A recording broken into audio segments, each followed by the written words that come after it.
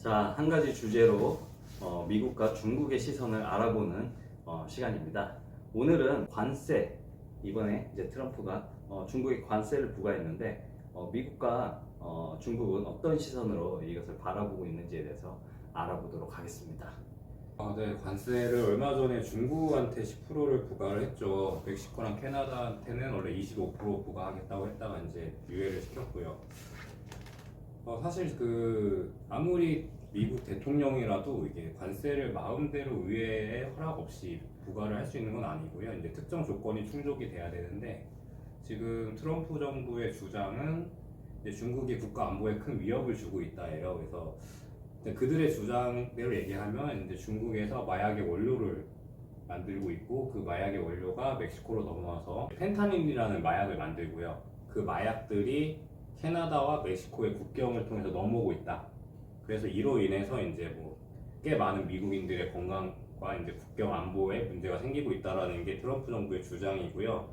그래서 이 주장을 근거로 해서 이제 세계국에 대해서 관세 부과를 얘기를 했었어요. 근데 이제 멕시코랑 캐나다는 이제 그 국경에 이제 병력을 파견하고 일정 꽤 많은 돈을 투자하면서 국경 강화 시스템을 계획을 세워서 이행을 하겠다라는 어떻게 보면은 트럼프의 요구를 충족시켜주는 발언들을 하면서 이제 관세가 유예가 됐고요. 중국 같은 경우는 이제 캐나다랑 멕시코랑 다르게 미국산 제품에 대한 10에서 15%의 추가 관세를 보복 형태로 부과를 했고요.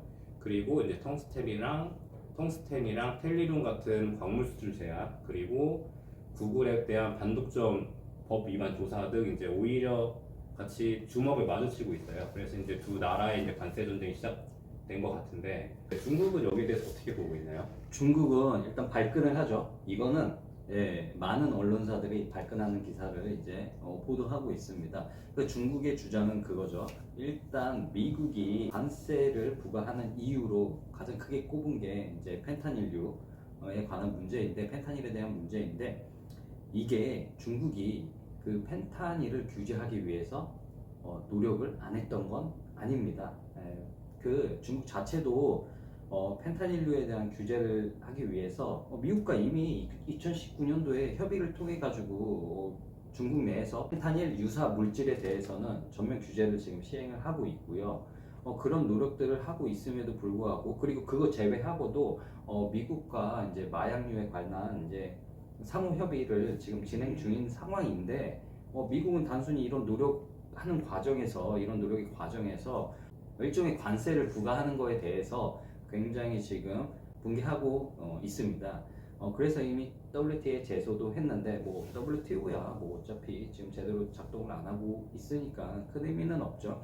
어쨌든 행정적인 측면에서는 이제 WTO에 이제 제소를 하고 있고, 이미 자신들은 그 펜타닐에 대해서 규제를 시행하고 있고, 그게 이제 불법적으로 사용되는 거에 대해서 자기네들도 이제 규제를 하고 있기 때문에 그런 노력을 하고 있음에도 불구하고 이런 관세를 부과하는 거에 대해서는 다른 목적이 있다라고 생각을 하고 있는 거죠.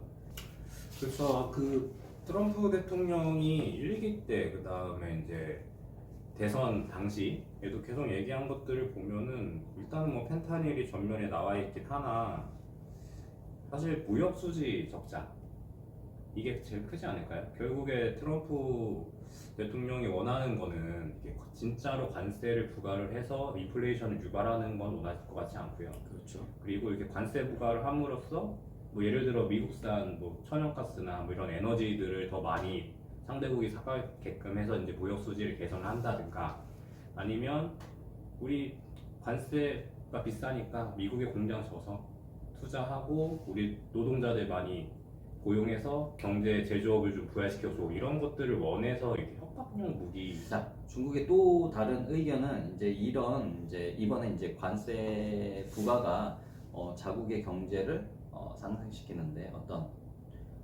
도화선 역할을 할 거다라고 이제 기대하는 사람들도 있습니다. 어차피 관세 부과하는 거는 제가 봤을 때는 피할 수 없는 일이 될 거예요, 분명히.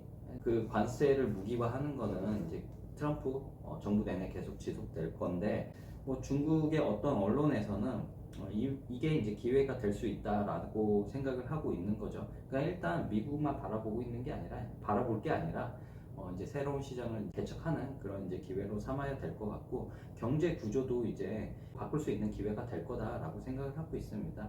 그래서 일단 글로벌 공급망을 이제 재편해서 이제 중국이 좀 더 글로벌 그 공급망에서 입지를 이제 다져야 되는 이제 시기가 왔다라고 생각을 하고 있고 뭐 당연한 얘기지만 연구개발 이제 활성화해야 되고 어쨌든 간에 국제 경쟁력을 좀 더 이제 강화해야 된다라고 생각하고 있는 거죠. 그러니까 기존에는 이제 저가 중심으로 이제 그 시장을 이제 개척해 왔다면 이제는 좀 더 고부가 가치 산업을 통해 가지고 자신들의 역량을 키우는 게 중요하다. 앞으로 그래야 된다. 그리고 이번 관세가 그런 기회가 될 거다라고 생각을 하고 있는 거죠. 뭐 그리고 아마 중국이 앞으로도 이런 위기를 계속 겪게 될 거예요. 분명히 다른 나라들 통해서도. 그러니까 이번 기회를 통해 가지고 그런 무역 마찰에 대한 어떤 그 헤쳐나가는 기술, 노하우 이런 것들을 이제 쌓아갈 필요가 있다. 그래서 무작정 이번 관세가 단기적으로 자신들한테 큰 도움은 안 되죠. 큰 해가 될 텐데 장기적으로 봤을 때는 자신들의 어떤 산업 역량을 강화하는 데는 도움이 될 거다라고 생각하는 일부 의견도 있습니다. 그리고 궁극적으로 이번 관세는 트럼프 정부가 자신의 그 정치적인 입지를 강화하기 위해서 그 수단의 하나로 이제 관세를 이용했다라고 지금 중국은 이제 분석을 하고 있습니다. 중요한 거는 이 싸움에서, 이 고래 싸움에서 세우 한국, 그렇죠. 세우 한국은 어떻게 대처해야 될지는 네, 점점점.